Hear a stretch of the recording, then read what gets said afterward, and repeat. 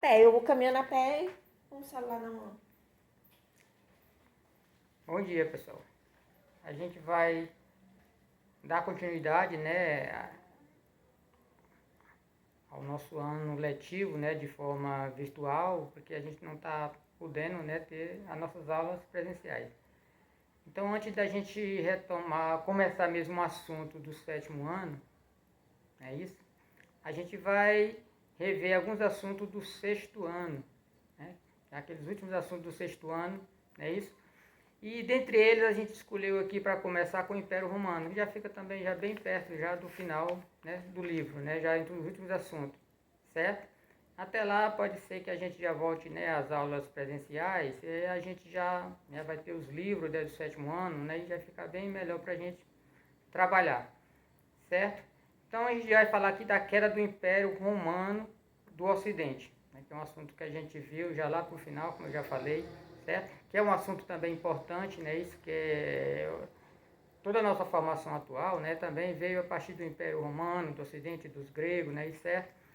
E depois, né? Isso vai ter aquele período da Idade Média, né? E a gente vai já começar com o sétimo ano, já com o final do feudalismo.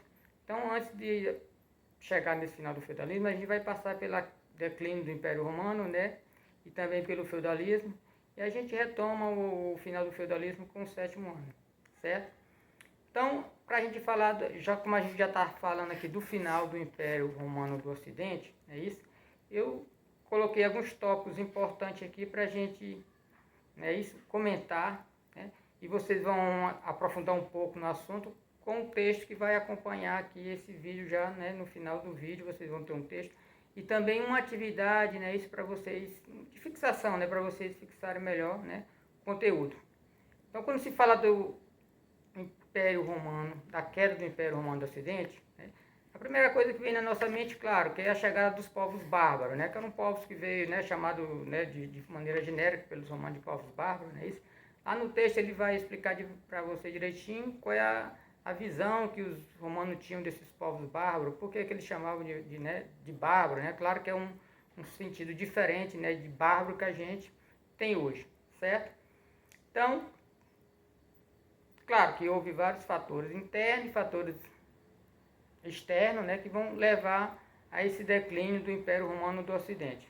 Nós destacamos alguns aqui para a gente comentar de maneira, né, um pouco sucinta, de maneira bem, né, bem resumida, né, e certo?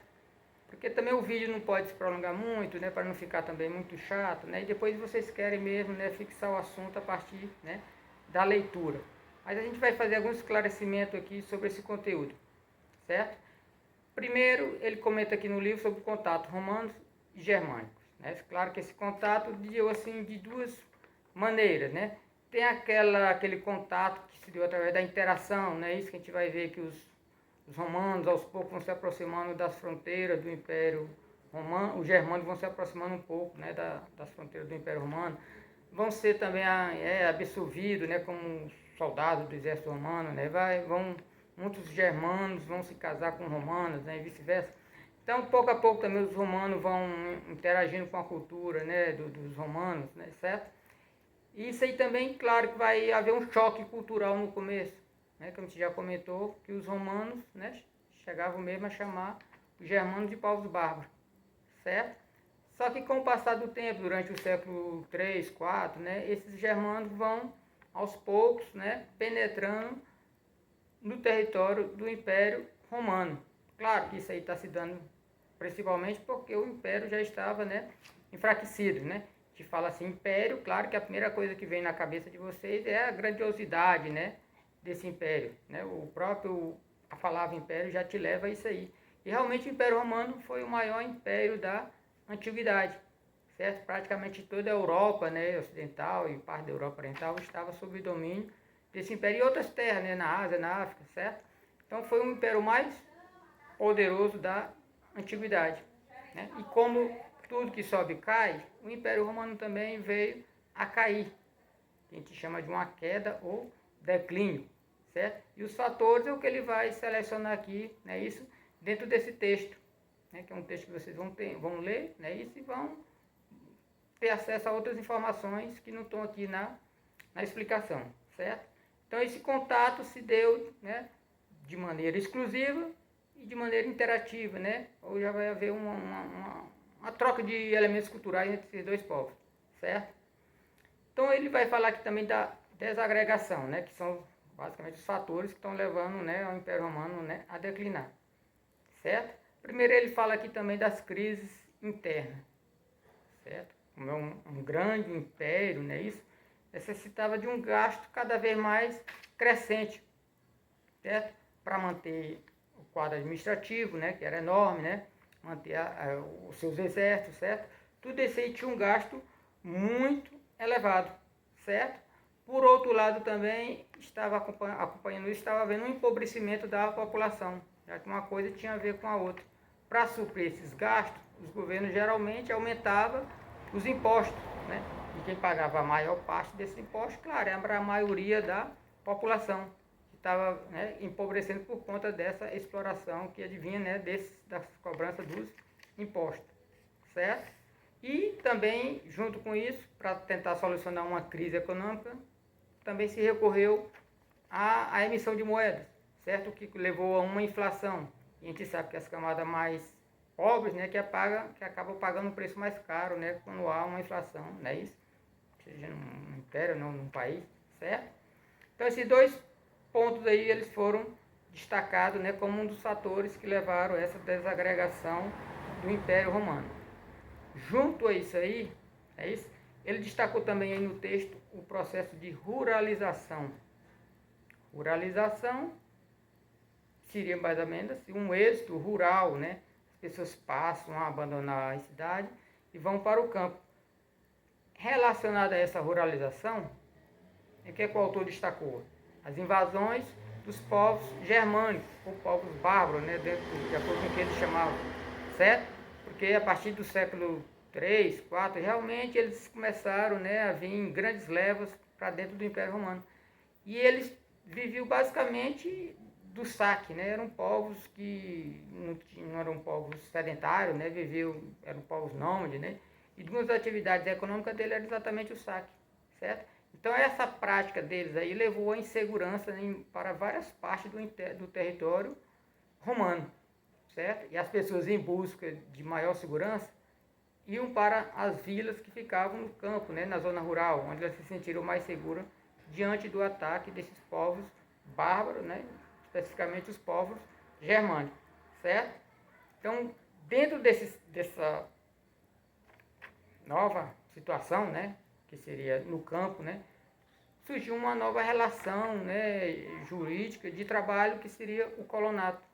Grande parte dessas pessoas que abandonaram as cidades, foram para o campo, foram morar nas vilas que pertenciam aos grandes proprietários rurais romanos, certo? E eles foram absorvidos com uma mão de obra num sistema chamado de colonato. Que esse colonato era exatamente, né, onde eles iriam trabalhar na terra desses, né, desses nobres, desses grandes proprietários, patrícios romanos, né? E parte do que eles produziam eles entregariam, né, a esses proprietários, certo? Então, era uma relação, né, de absorção, né, dessa mão de obra que havia abandonado, né, as cidades. Aí ele vai destacar ainda também, continuando esse texto aqui, com relação a uma busca da solução para essa crise que vivia o Império Romano, certo?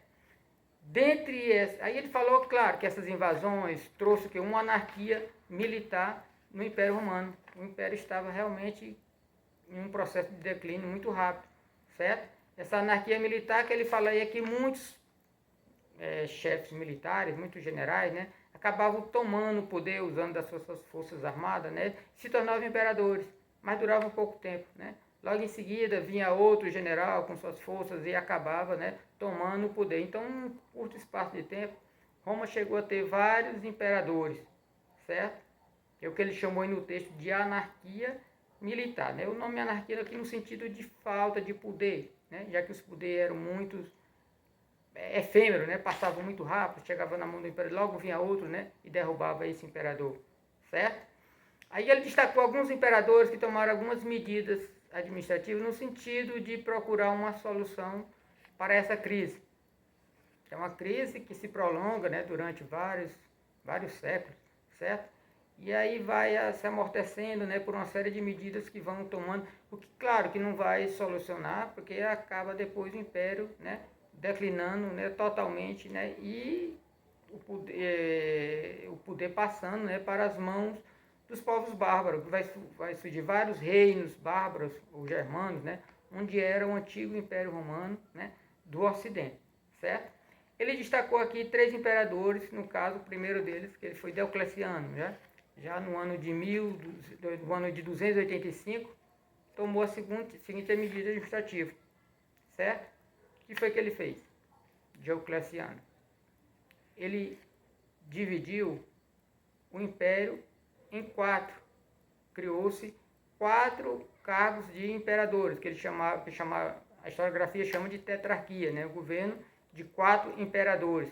Era uma forma de diminuir a rivalidade entre esses chefes generais. Eram muito mais generais do que uma linha de nobreza, né, certo? Então era o poder militar que estava, né, se impondo nesse momento. Não a linhagem de nobreza, né, certo? Outro imperador que ele destacou foi exatamente o imperador Constantino, certo?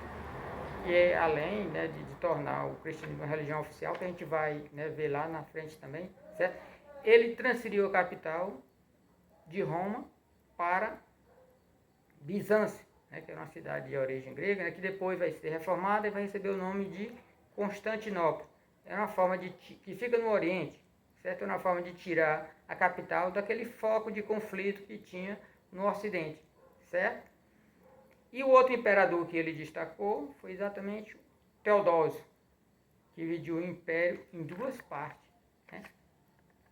Um dos imperadores ficaria em Roma e o outro imperador ficaria em Constantinopla, certo? E assim vai continuar, né? E vai dar origem, com o passar do tempo, a 2 impérios romanos, né? Que a gente chama do Império Romano do Ocidente, e o Império Romano do Ocidente, com capital em Roma, e o Império Romano do Oriente, com capital em Constantinopla. Esse primeiro, né, vai cair no ano 476, o Império Romano do Ocidente, enquanto que o Império Romano do Oriente só vai cair quase 1000 anos depois, né, no ano de 1453, certo? Então, de forma, né, bem sucinta, seria isso que trata o texto que vocês vão ter acesso para ler e responder às atividades, certo? Então, a gente vai encerrando por aqui, né? A coisa não está saindo assim como a gente quer, porque a gente não está acostumado ainda com isso, nem vocês, né, estão acostumados, nem também eu, que nunca dei aula dessa maneira, certo? Aí a gente está uma série de tropeços, né, isso, certo? Mas a gente vai tentando se adaptar e para não ficar parado, né? Isso é melhor a gente ficar trabalhando alguns conteúdos, né, até a gente poder voltar e trabalhar de uma maneira mais satisfatória, né? Que traga melhores resultados, certo? Então, boa sorte para vocês e até a próxima aula.